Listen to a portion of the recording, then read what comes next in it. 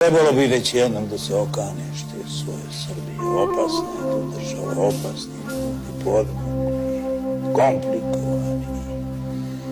Oni sve misle da je od njih sve počelo i da se sa njima sve završava.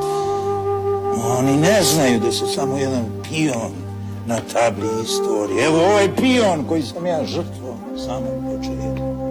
A kad ih ovako uzmeš, onda se bacuju onaj svoj samoubilački očaj i počnu da prizivaju Kosovo i Obilića. I prosto sam ne znam kad se opet nađu na toj istoj tabli, da bi opet krenuli u to isto srde. Samo hoće da ih svi ostave na miru. Ovaj pion ne napada nikoga, ni crne ni bele, ali može da se prometne u strašne konje i topove kad im se dirne u njihov.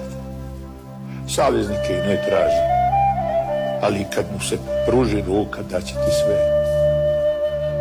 Srbi su džentlmeni.